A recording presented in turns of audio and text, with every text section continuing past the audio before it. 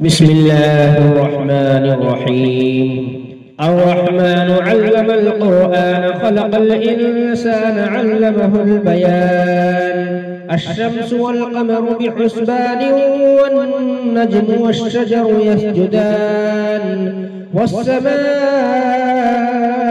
رفعها ووضع الميزان ألا تطغوا في الميزان وأقيموا الوزن بالقسط ولا تخسروا الميزان. والأرض وضعها للأنام فيها فاكهة والنخل ذات الأكمام والحب ذو العصف والريحان. فبأي آلاء ربكما تكذبان؟ خلق الإنسان من صلصال كالفخار وخلق الجان من مارج من نار. فبأي آلاء ربكما تكذبان؟ رب المشرقين ورب المغربين. فبأي آلاء ربكما تكذبان؟ مرج البحرين يلتقيان بينهما برزخ لا يبغيان. فبأي آلاء ربكما تكذبان؟ يخرج منهما اللؤلؤ والمرجان. فبأي آلاء ربكما تكذبان؟ وله الجوار المنشآت في البحر كالأعلام. فبأي آلاء ربكما تكذبان؟ كل من عليها فان ويبقى وجه ربك ذو الجلال والإكرام. فبأي آلاء ربكما تكذبان؟ يسأله من في السماوات والأرض كل يوم هو في شأن. فبأي آلاء ربكما تكذبان؟ سنفرغ لكم أيها الثقلان. فبأي آلاء ربكما تكذبان؟ يا معشر الجن والإنس إن استطعتم أن تنفذوا من أقطار السماوات والأرض فانفذوا لا تنفذون إلا بسلطان. فبأي آلاء ربكما تكذبان؟ يرسل عليكما شواظ من نار ونحاس فلا تنتصران. فبأي آلاء ربكما تكذبان؟ فإذا انشقت السماء فكانت وردة كالدهان. فبأي آلاء ربكما تكذبان؟ فيومئذ لا يسأل عن ذنبه إنس ولا جان. فبأي آلاء ربكما تكذبان؟ يعرف المجرمون بسيماهم فيؤخذ بالنواصي والأقدام. فبأي آلاء ربكما تكذبان؟ هذه جهنم التي يكذب بها المجرمون يطوفون بينها وبين حميم آن. فبأي آلاء ربكما تكذبان؟ ولمن خاف مقام ربه جنتان. فبأي آلاء ربكما تكذبان؟ ذواتا أفنان. فبأي آلاء ربكما تكذبان؟ فيهما عينان تجريان. فبأي آلاء ربكما تكذبان؟ فيهما من كل فاكهة زوجان. فبأي آلاء ربكما تكذبان متكئين على فرش مطائنها من استبرق وجنى الجنتين دان فبأي آلاء ربكما تكذبان فيهن قاصرات الطرف لم يطمثهن إنس قبلهم ولا جان فبأي آلاء ربكما تكذبان كأنهن الياقوت والمرجان فبأي آلاء ربكما تكذبان هل جزاء الإحسان إلا الإحسان فبأي آلاء ربكما تكذبان ومن دونهما جنتان فبأي آلاء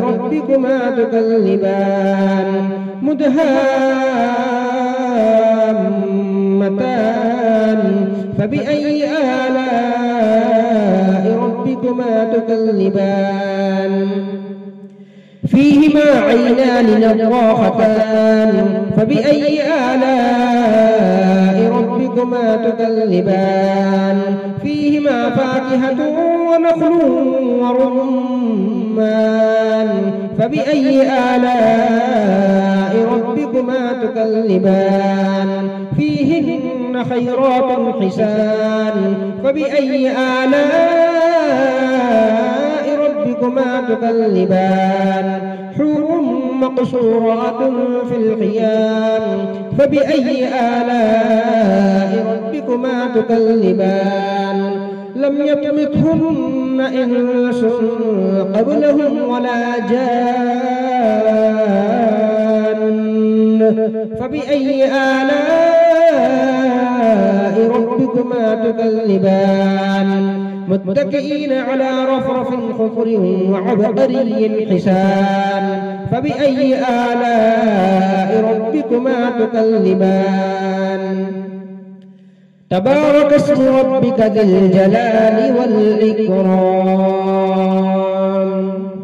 بسم الله الرحمن الرحيم إذا وقعت الواقعة ليس لوقعتها كاذبة خافضة رافعة إذا رجت الأرض رجا وبست الجبال بسا فكانت هباء منبثا وكنتم أزواجا ثلاثة فأصحاب الميمنة ما أصحاب الميمنة وأصحاب المشأمة ما أصحاب المشأمة والسابقون السابقون أولئك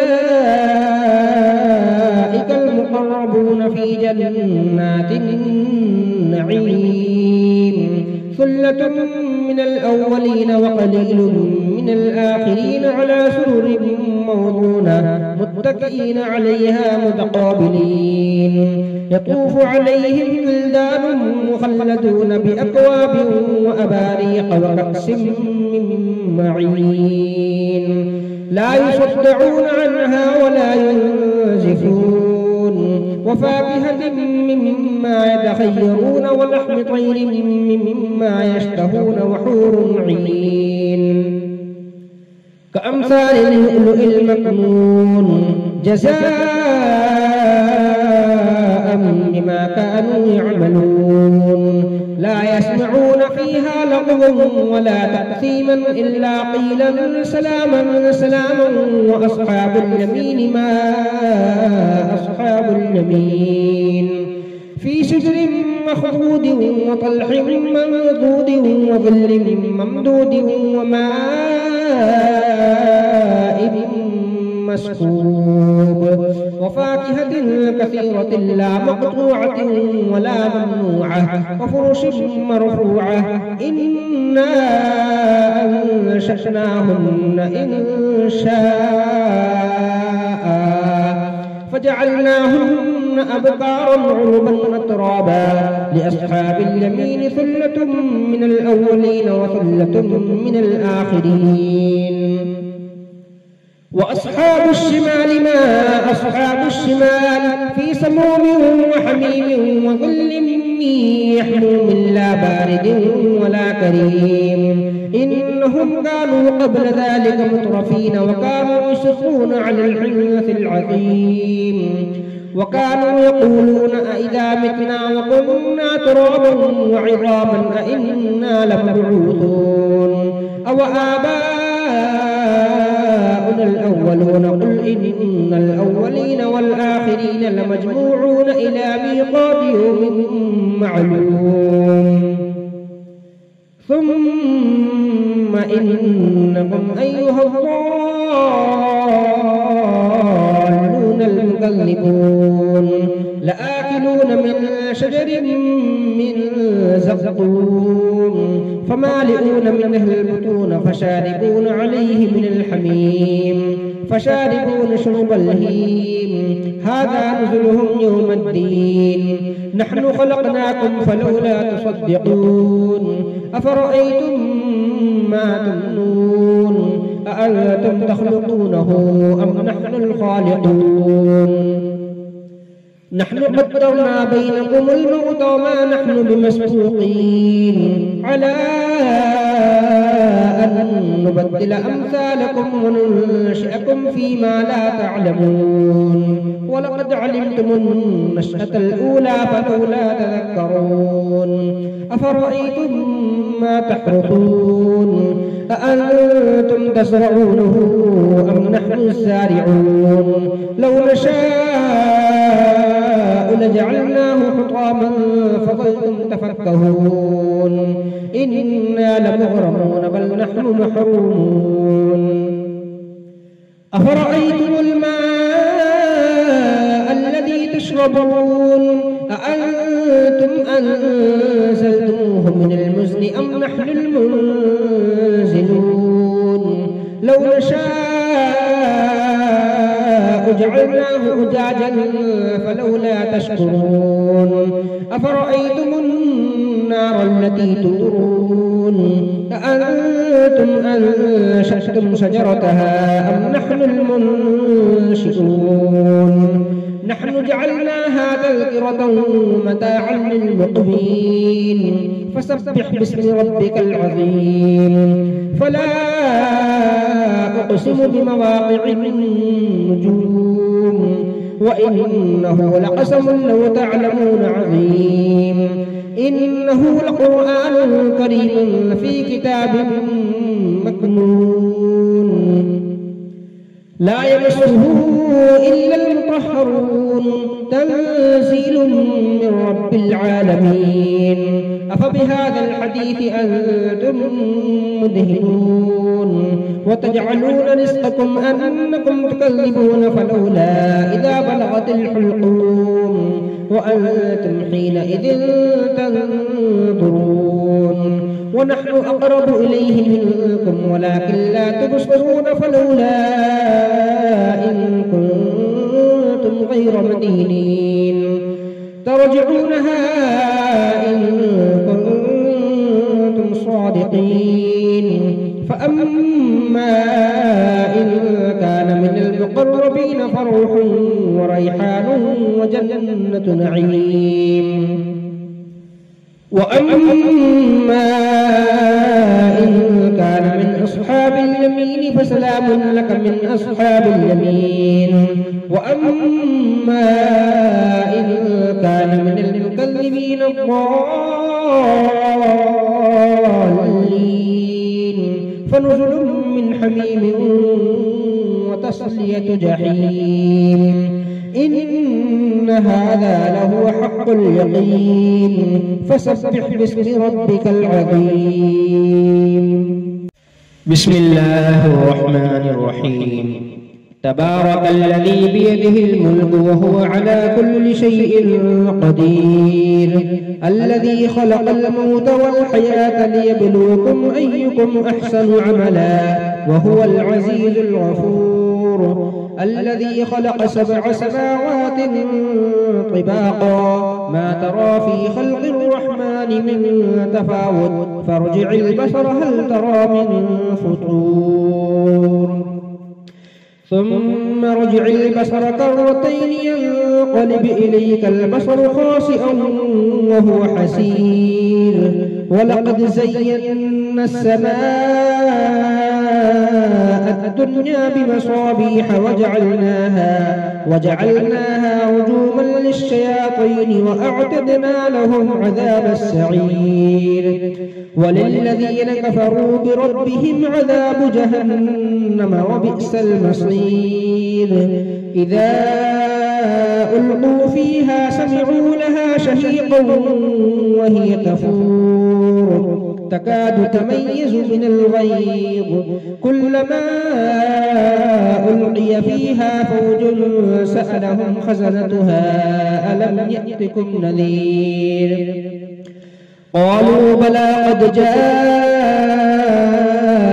نذير فكذبنا وقلنا ما نزل الله من شيء إن أنتم إلا في ضلال كبير وقالوا لو كنا نسمع أو نعقل ما كنا في أصحاب السعير فاعترفوا بذنبهم فسحقا لأصحاب السعير إن الذين يخشون ربهم بالغيب لهم مغفرة وأجر كبير وأسروا قولكم أو اجهروا به إنه عليم بذات الصدور ألا يعلم من خلق وهو اللطيف الخبير هو الذي جعل لكم الأرض ذلولا فامشوا في مناكبها وكلوا من رزقه وإليه النشور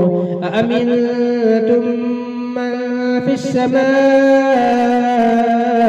أن يخسف بكم الأرض فإذا هي تمور أم أمنتم من في السماء أن يرسل عليكم حاصبا فستعلمون كيف نذير ولقد كذب الذين من قبلهم فكيف كان نكير أولم يروا إلى الطير فوقهم صافات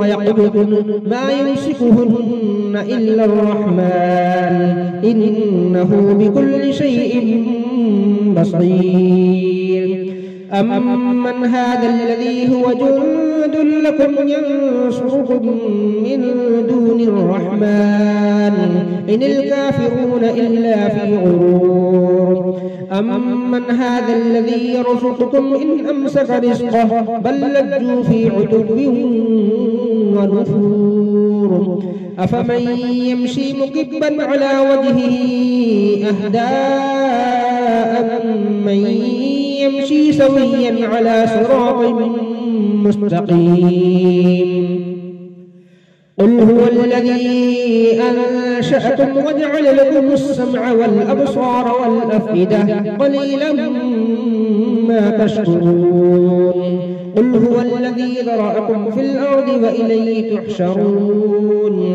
ويقولون متى هذا الوعد إن كنتم صادقين قل إنما العلم عند الله وإنما أنا نذير مبين فلما رأوه زلفة سيئت وجوه الذين كفروا وقيل هذا الذي كنتم به تدعون قل أرأيتم إن أهلكني الله ومن معي أو رحمنا فمن يجير الكافرين من عذاب أليم قل هو الرحمن آمنا به وعليه توكلنا فستعلمون من هو في ضلال مبين قل أرأيتم إن أصبح ماؤكم غورا فمن يأتيكم بماء معين بسم الله الرحمن الرحيم يا أيها المزمل قم الليل إلا قليلا نصفه أو انقص منه قليلا أو زد عليه ورتل القرآن ترتيلا إنا سنلقي عليك قولا ثقيلا إن ناشئة الليل هي أشد وطئا وأقوم قيلا إن لك في النهار سبحا طويلا واذكر اسم ربك وتبتل إليه تبتيلا رب المشرق والمغرب لا إله إلا هو فاتخذه وكيلا واصبر على ما يقولون واهجرهم هجرا جميلا وذرني والمكذبين أولي النعمة ومهلهم قليلا إن الذين أنكالا وجحيما وطعاما ذا غصة وعذابا أليما يوم ترجف الأرض والجبال وكانت الجبال كثيبا مهيلا إنا أرسلنا إليكم رسولا شاهدا عليكم كما أرسلنا إلى فرعون رسولا فعصى فرعون الرسول فأخذناه أخذا وبيلا فكيف تتقون إن كفرتم يوما يجعل البلدان شيبا السماء منفطر به كان وعده مفعولا إن هذه تذكرة فمن شاء اتخذ إلى ربه سبيلا إن ربك يعلم أنك تقوم أدنى من ثلثي الليل ونصفه وثلثه وطائفة من الذين معك والله يقدر الليل والنهار علم أن لن تحصوه فتاب عليكم فاقرؤوا ما تيسر من القرآن علم أن سيكون منكم مرضى وآخرون يضربون في الأرض يبتغون من فضل الله وآخرون يقاتلون في سبيل الله فاقرؤوا ما تيسر منه وأقيموا الصلاة وآتوا الزكاة وأقرضوا الله قرضا حسنا وما تقدموا لأنفسكم من خير تجدوه عند الله هو خيرا وأعظم أجرا واستغفروا الله إن الله غفور رحيم. بسم الله الرحمن الرحيم. ألم تر كيف فعل ربك بأصحاب الفيل ألم يجعل كيدهم في تضليل وأرسل عليهم طيرا أبابيل ترميهم بحجارة من سجيل فجعلهم كعصف مأكول. بسم الله الرحمن الرحيم. لإيلاف قريش إيلافهم رحلة الشتاء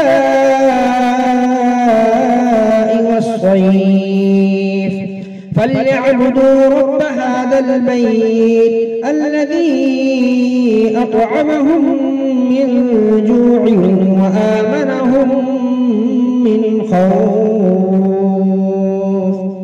بسم الله الرحمن الرحيم. أرأيت الذي يكذب بالدين فذلك الذي يدع اليتيم ولا يحض على طعام المسكين.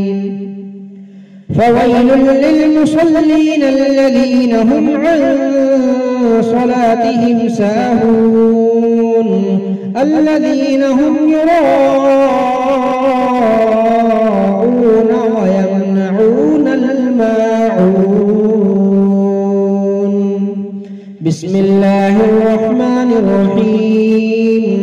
إنا أعطيناك الكوثر فصل لربك وانحر إن شانئك هو الأبتر.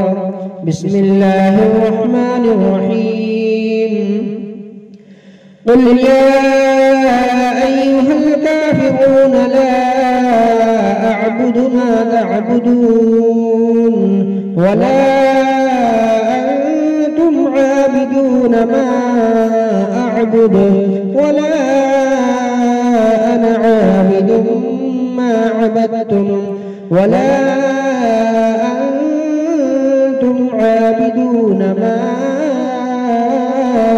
أعبد لكم دينكم ولي دين.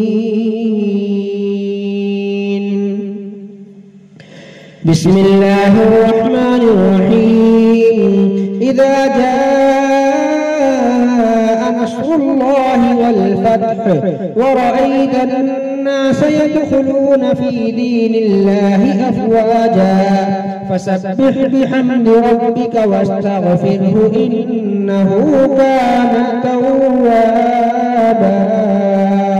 بسم الله الرحمن الرحيم تبت يدا أبي لهب وتب ما أغنى عنه ماله وما كسب سيصلى نارا ذات لهب وامرأته حمالة الحطب في جيدها حبل من مسد. بسم الله الرحمن الرحيم قل هو الله أحد الله الصمد لم يلد ولم يولد ولم يكن له كفوا أحد. بسم الله الرحمن الرحيم قل أعوذ برب الفلق من شر ما خلق ومن شر غاسق إذا وقب ومن شر النفاثات في العقد ومن شر حاسد إذا حسد. بسم الله الرحمن الرحيم قل أعوذ برب الناس ملك الناس إله الناس من شر الوسواس الخناس الذي يوسوس في صدور الناس من الجنة والناس.